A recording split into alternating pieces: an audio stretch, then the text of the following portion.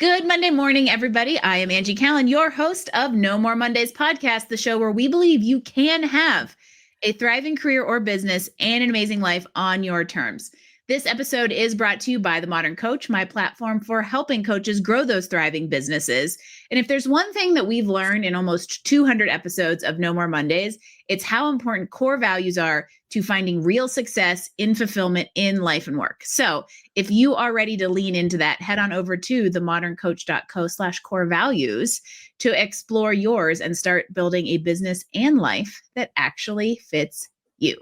Now on to the show. We have all heard the saying, what doesn't kill you makes you stronger. But what if adversity did more than just build our character? What if it invited us to reimagine what was possible and it revealed the best versions of ourselves? That is exactly what it did for Diane Simard, who is here with me today. She is quite literally an example of what didn't kill you made her stronger, where she became the incredible authentic business strategist, award-winning author, and mental health advocate that she is today. Cancer didn't just change this survivor's life, it transformed her mission. She went on to found the first graduate-level psycho-oncology training program in the US, wrote 3 books, and continues to mentor executives navigating change, identity, and legacy. Get ready because we're going there. From what happens when you stop hiding your scars and start telling the truth to creating impact from the messiest part of your story, we've got a good one for you today. Diane, welcome to No More Mondays. Thank you, Angie, and happy Monday. Yay! I think this is going to be an excellent start to the week for you, for me, and for everybody out there. So let's get to it. We mentioned the C word has already been thrown out there. And I think it would help just to give everybody a little bit of backstory, because even though this is, a decade in the past, it's still really formed where you've come today. And you mentioned in your books how that call in 2015 really was a kind of a wake-up call. So walk us a little through that moment, but even more the unexpected gifts that came out of it. Absolutely. Thank you. Happy to. Well, 10 years ago in 2015, I was 49 and a half. And I was working for a company that I had actually invested in. It was a startup company developing electric airplanes. And I had realized that with my public relations degree that was part of the print journalism program at what was then Kearney State College, which is now the University of Nebraska Kearney, I had found myself propping up everyone else, right? Writing their copy, solving their problems, and I didn't have an identity. And so as it turned out, 10 years prior to that, I had had a benign cyst in my left breast. And so my primary care doctor had asked me to have annual mammograms after that, since the age of 40, which I had done faithfully. But as it turns out, because I have dense breast tissue, I actually had 3 breast tumors that were cancerous for several years, likely 3 to 4 years. I'd had annual mammograms because of dense breast tissue, they couldn't. They were undetected. Yeah, on mammography. Wow. Note to self, I thought I was doing everything right to make sure cancer wouldn't get me. And this is a thing. And a high percentage of women and men have dense breast tissue. So that year in 2015, when I went in for my annual mammogram, I was called back finally. It took a long time for the results to come back. Additional testing, and sure enough, it turned out I had actually intermediate advanced breast cancer. So my deal was that it had traveled to my lymph nodes in my left armpit.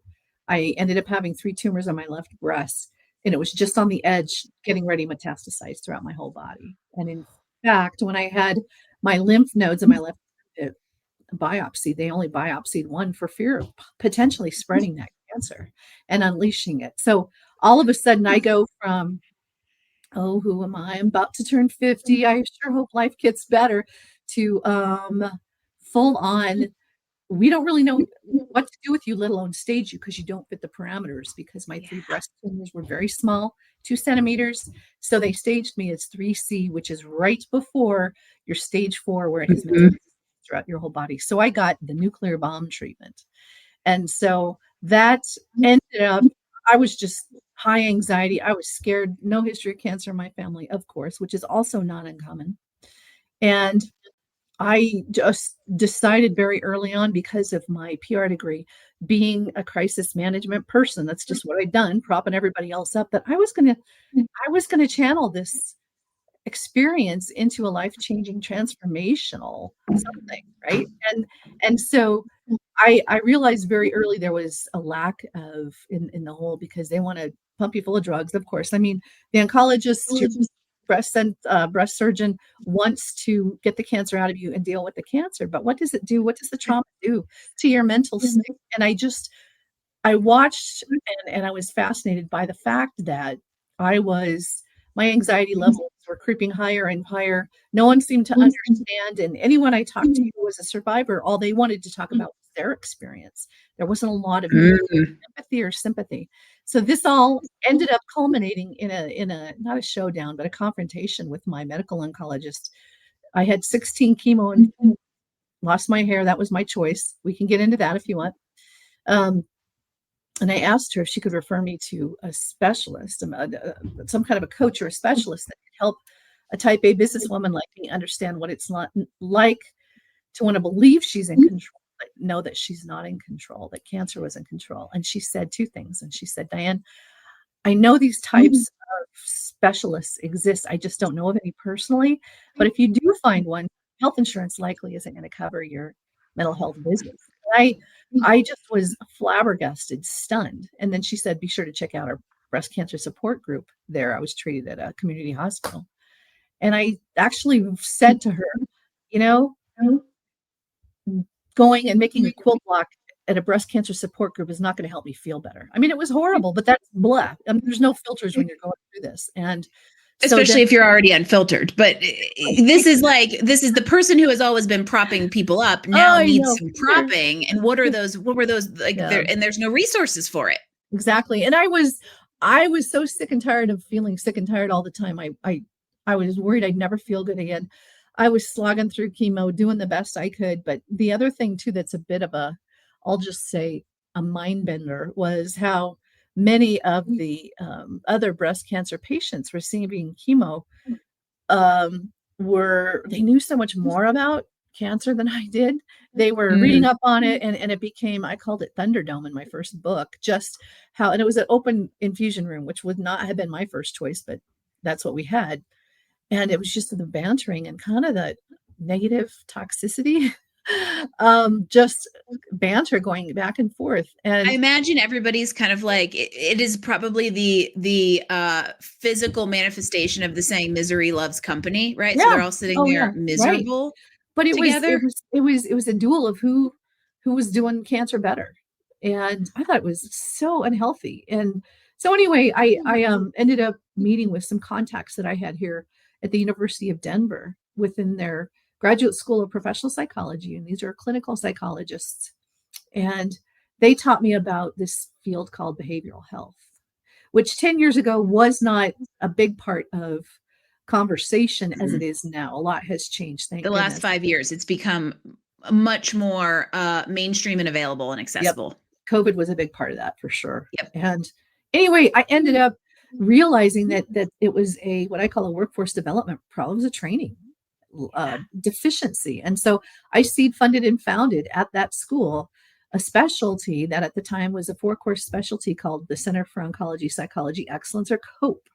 And COPE was, as you mentioned in the intro, the first of its kind at that time at the graduate level to train these clinical psychologists how to work with cancer patients. And so I learned that when it comes to psychology, many of those who work with cancer patients got that specialized, this field's called psychosocial oncology.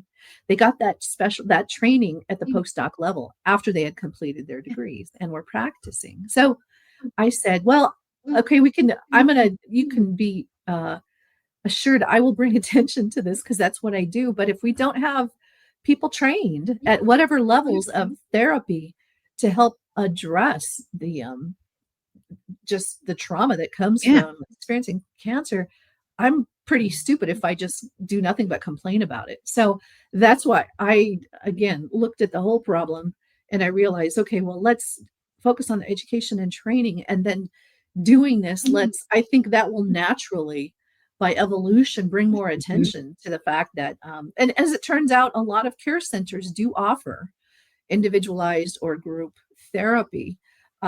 It's not a standardized part of cancer care. I believe Yeah. it should. And that's kind of the next big path I'm going to be heading down. But over the last 10 years, this has kind of become my platform. I got laid off from that stupid job. I found my voice, wrote 3 books, and now it's just it's everything that I stand for. And I really look forward to diving into that with you, because I had to discover who I was and why I was to help me find my voice. And cancer And did and that. and it's kind of unfortunate, but it tends to be, we talk a lot about this on this podcast, is the rock bottom theory, and Yeah. how a lot of entrepreneurs were out there to help others avoid the rock bottom and find their voice and find their purpose without going there. But a lot of times it is the point of adversity that does start to kind of help you re-identify, reprioritize. And I love COPE is just a perfect example of necessity being the mother of invention for you, Yeah. right? You saw a need that was systemic. So, hey, why not go fill it? Everybody out there, that's the kind of stuff you can do through your adversity. And one of the things I wanted to touch on before we talk more about this re-identification was the fact that part of that story around the mental challenge was you feeling like ungrateful and guilty for struggling mentally. Yeah. And I'm sure that led to some of the resourcing and what you created. But I'm wondering, as a human in this kind of time of crisis, how did you work through that? Yeah, I felt weak. I mean, all the emotions. And I called myself the Archie Bunker of breast cancer, because I had a type of breast cancer. My situation was considered treatable barely, but I just couldn't get happy. I couldn't feel well. I tried everything I could. But again, because of my training, you put on your game face, and I wasn't lying. I just did them. That became my coping mechanism, was I'm doing great. And go home and burst into tears. I really wasn't that emotional. I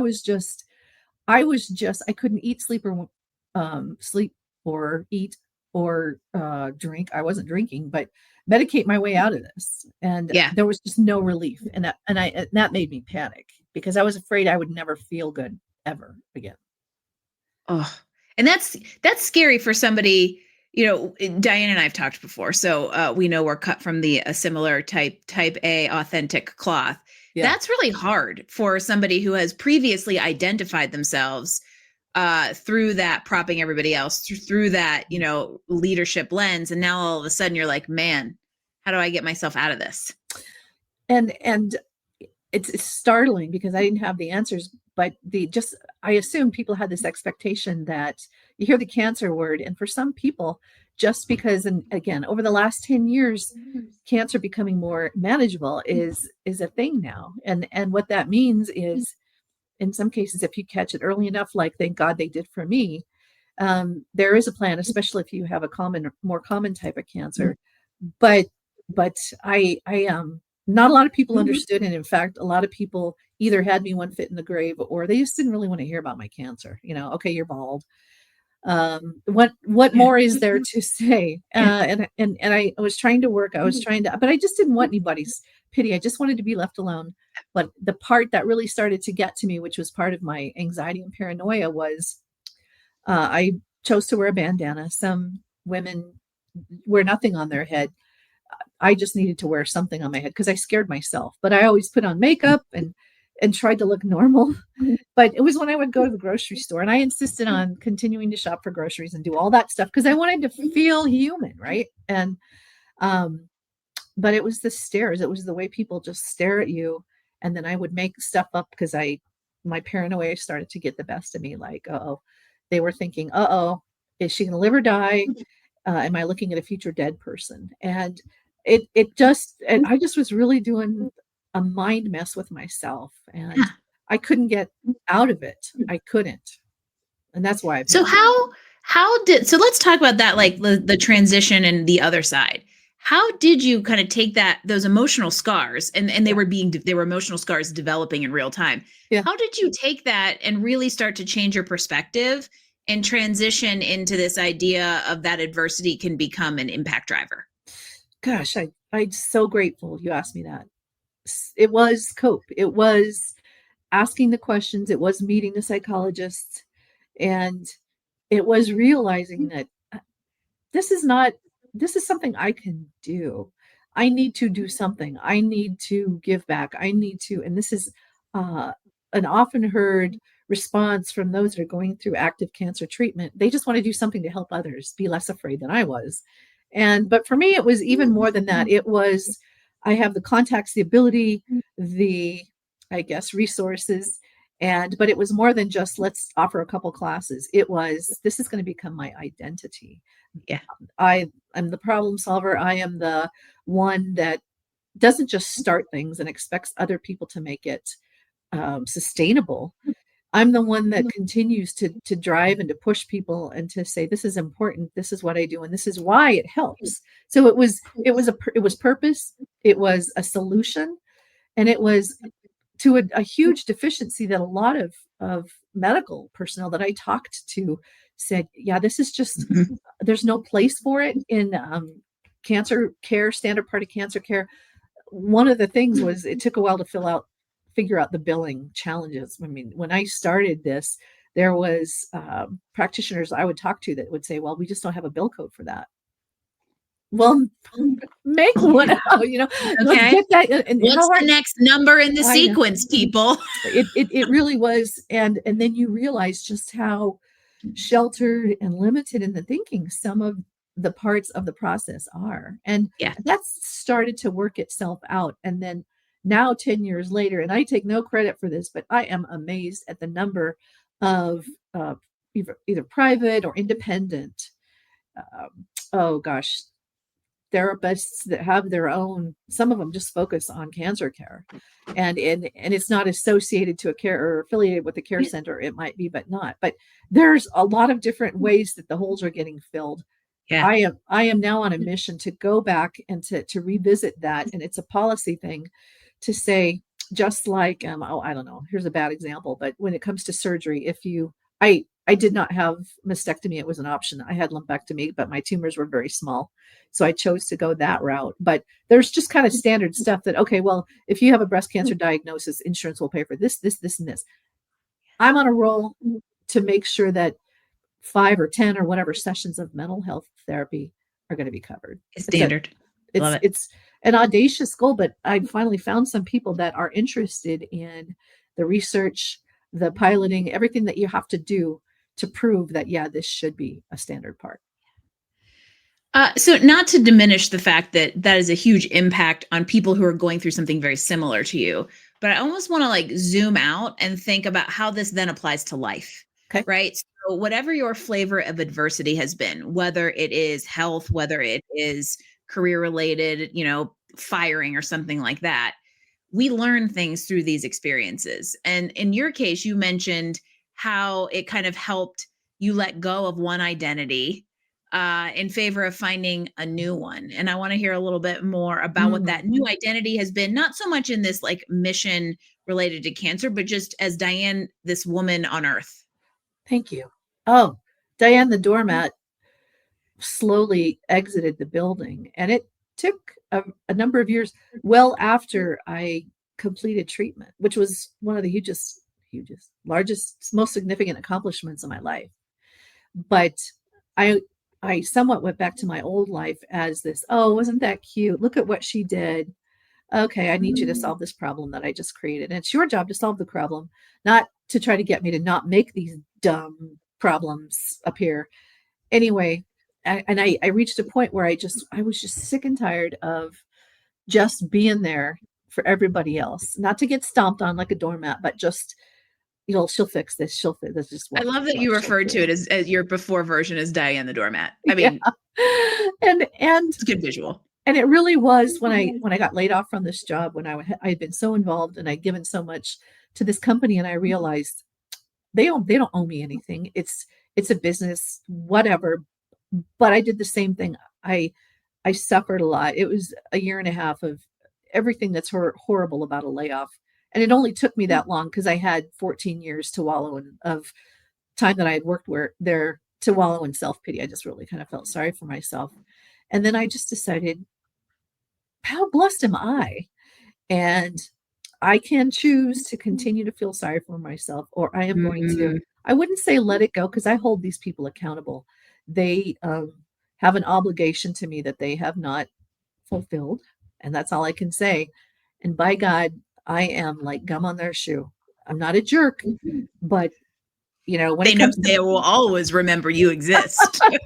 and and and I found you can be tactful, but I'm not going to be a doormat. Hey, I didn't Yeah. create this problem. You made the choice, and I'm just going to be around. And so I found worth and value and empowerment Mm. in that. And so now who I call Diane 2.0 is I don't proclaim to have all the answers. I do, however, believe that we are, as human beings, not commodities. Don't treat yourself as a commodity. I went through some uh, mastermind type groups, and I realized I do not do well in group settings because I don't like feeling like a commodity. It's it's a really good idea for the person that runs the mastermind, perhaps, because you're speaking to 25 people and charging them all the same or not or whatever, however that works.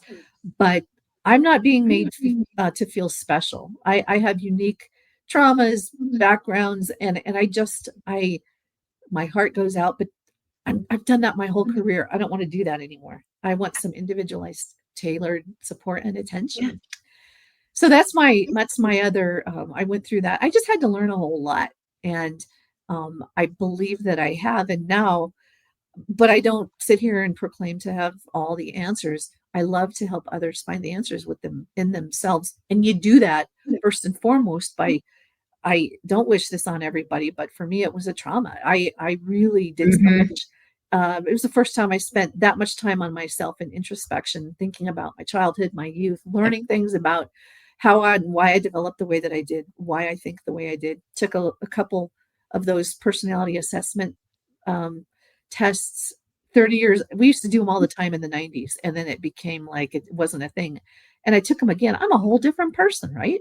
And Well, and that's what see like why. big life experiences will do. And I think there's a couple things you said in there that I want to make sure don't get lost. Okay. The big one is you made a choice. You made a choice to be Diane 2.0 instead of Diane the doormat. Yep. And that's a big soapbox I can get on about how we don't exercise our own agency Yep. enough in our lives or in our careers. And this is a perfect example of, you know, quite literally the wake up call that led to that realization over time.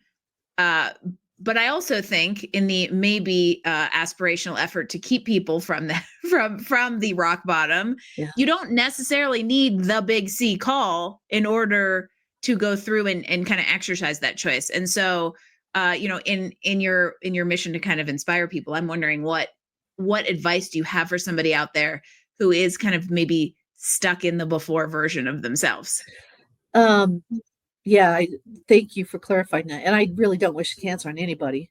I pray someday nobody has to even experience this. But when you look at your traumas, the things that bug you, the that you feel like you may not have control over, and it can be very difficult. I'm such a strategist and a planner, and this just comes so natural to me that I should, well, you just plan your way. You just like leave him or resign, get a new job. It's just so much easier said than done.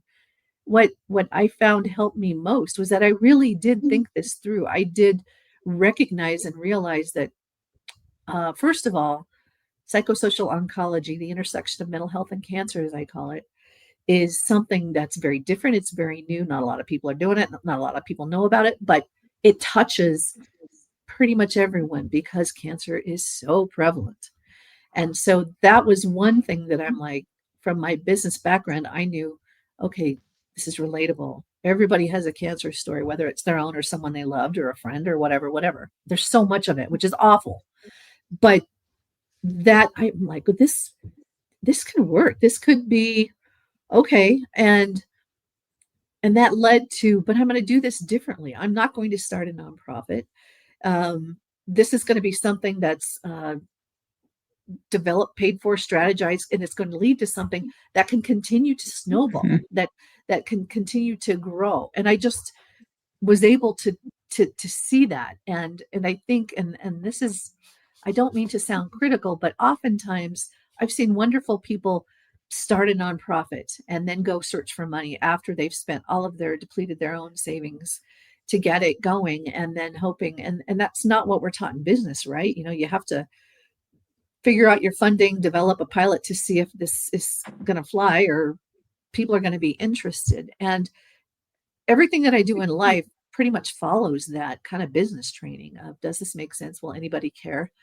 And if not, that's okay if you're passionate about this, but just don't put your whole life on the line for that. So that's applying wisdom and knowledge. And for me now, 60 years of experience. But go back and assess your life and to say, what is it about my life that will either bring me to tears, or if somebody calls and asks me for help regarding this, whatever subject it is, I will drop everything. And that's what psycho-oncology became for me. And it's still to this day, because I was saved. I was, I don't know why, but it went right to the edge. And we discovered this just in time, where it was treatable. It was brutal, but I grew so much from the humiliation of losing my hair, from being sick for 10 months. And it's surviving chemo it's right up there with one of the biggest accomplishments of my life. I really struggled. So again, just figuring out what you can throw your heart and soul against and into, and then that becomes potentially your new identity. You're associated with that for life. And to be willing to say, no, this is not going to be a one and done. I am okay, comfortable, won't get bored with this, because that's what it takes. That's what it takes, whether it's something personal or in business. You got to throw everything at this. Yeah. And I think it's the thought that, like, what's the thing you can't help but do, or that you can't help but drop everything to support someone if they ask, is a really good thing to lean into, because there typically is something there that's a little sticky. And I think sometimes we like to ignore it. But the big picture to me of everything that you've said is that you can be empowered and you can be assertive while still being kind, right? You can be assertive and kind, direct and tactful, so that you're not a doormat, but so you're also kind of not a freight train. And one of the things that you talk about in some of your books is this idea of being strategic and human. And we all know I love talking about humans. And so I would just love kind of one little last thought on that idea of the intersection of strategy and humanism. Yeah. Well, and unless you can throw that humanism part into it, as much as, and we talked about this briefly, artificial intelligence and you still need to be human at the end of the day. And that is what is going to drive authenticity, passion, and you can become more efficient using these tools. And that's fantastic, maybe. But unless there is thought and compassion behind it and a need, again, this is just one of a million great ideas that get born every day. But what is different? What is unique about that? And you can apply that to not just transformation in your life, but really life itself, and understanding what your own individual strengths are, why this makes you the right person to spearhead this, and to know that it's just, okay, my charm is going to go make this successful, because everybody's going to want to give me their money to make me look good. It just doesn't happen that way. No, it doesn't. It doesn't. As much as we wish it would. And yeah, it's a great idea. It should get funded. You need to put everything in, and to make sure you've got that all, if not completely covered, at least covered pretty well, before you go and try to start convincing others that they should invest in your idea. Well, and I feel like if you're leaning into something that's very natural for you, what's that saying, is like, you find a way to serve others and then like the money will come. A lot of it has to do with the intent and kind of the approach and the authenticity behind it all. So I feel like that's a great exclamation point on this conversation about how adversity can actually turn into a very unlikely gift. So where do we find out more about you and about the books that are so appropriately named, and kind of follow along in this continued, very passionate journey that you're on? Thank you so much. So the best way to get info about me, I'm very active on LinkedIn, but also my website, which is dianemsimard.com. You can purchase my books off my website straight from my publisher. That's print on demand. You can also purchase them, download them, ebooks on Amazon and other major booksellers.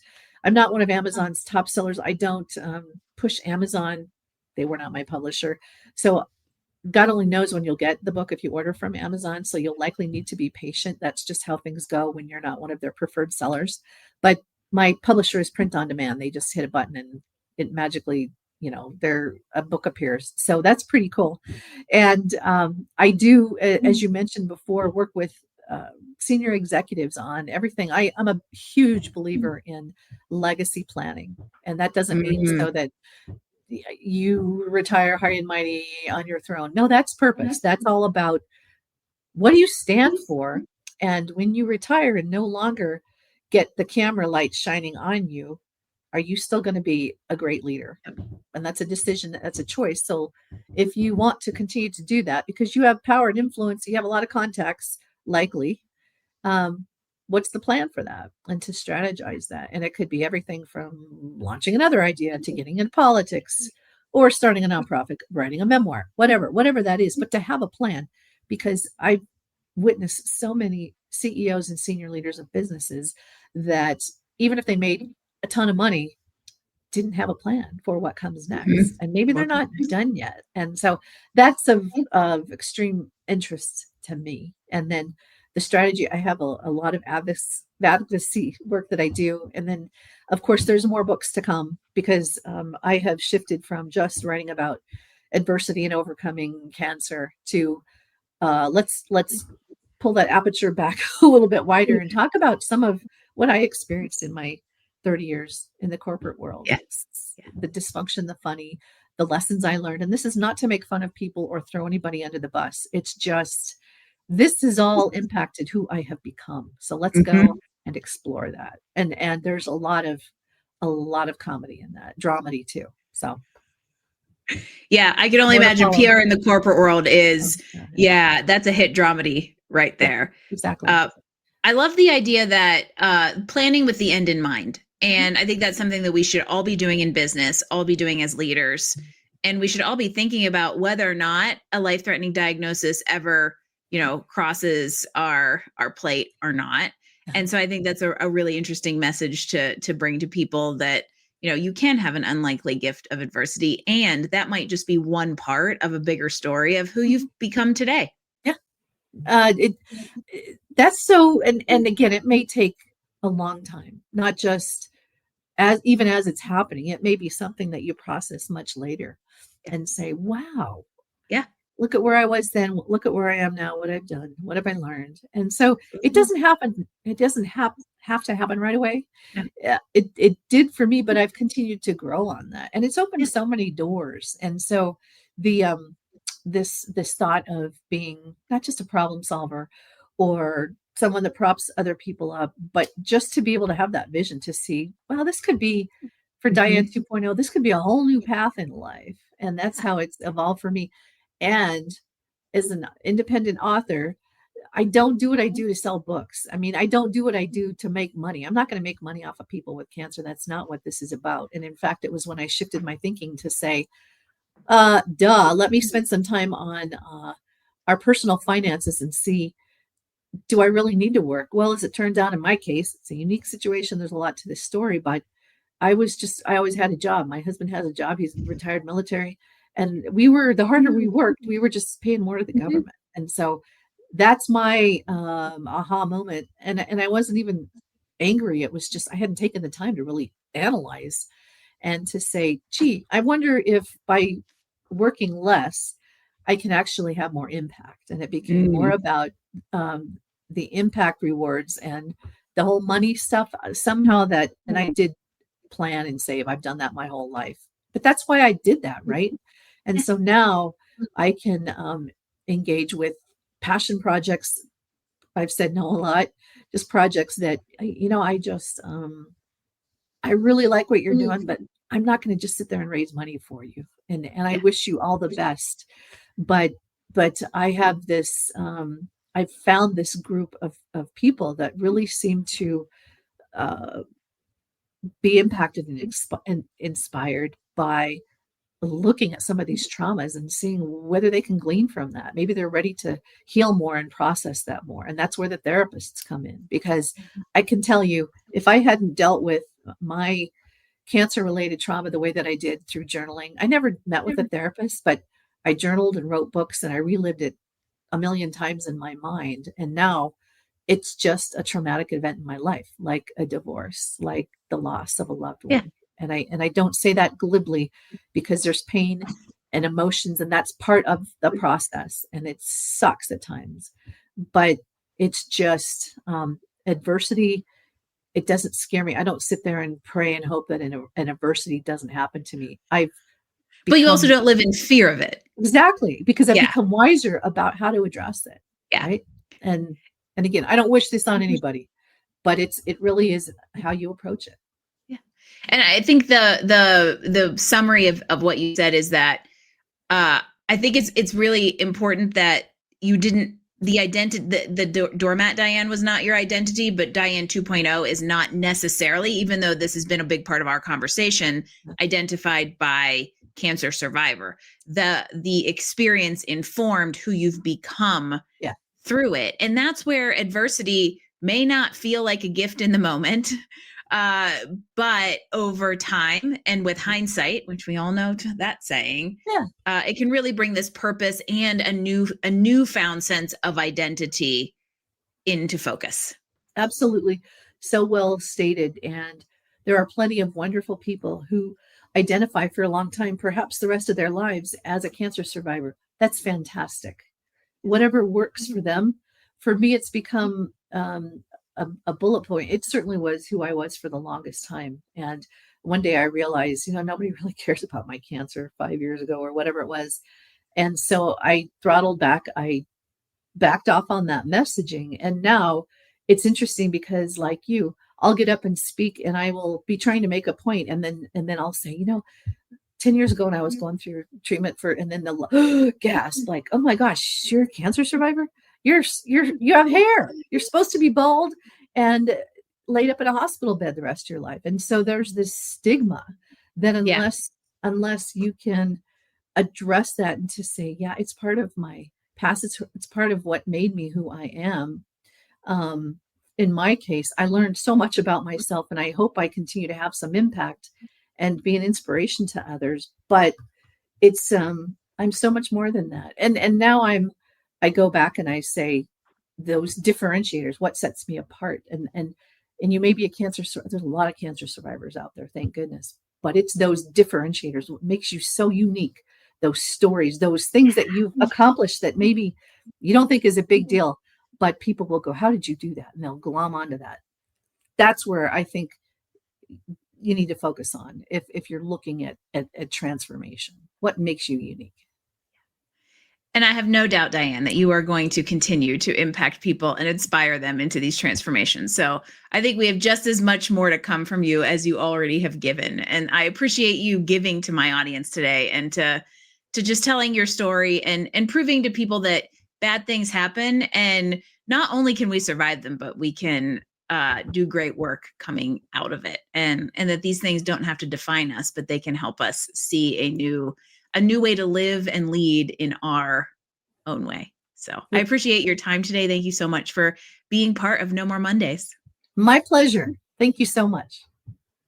Once again, Diane, thank you so much for joining me on No More Mondays. I'm Angie Callen, your host. I hope to see you again next Monday for a full episode of No More Mondays. And if you need a little lift midweek, be sure to check out our mini that drops at 2 p.m. on Wednesdays, Midweek Momentum, to help you push through Hump Day. I'll see you next week for another edition of No More Mondays.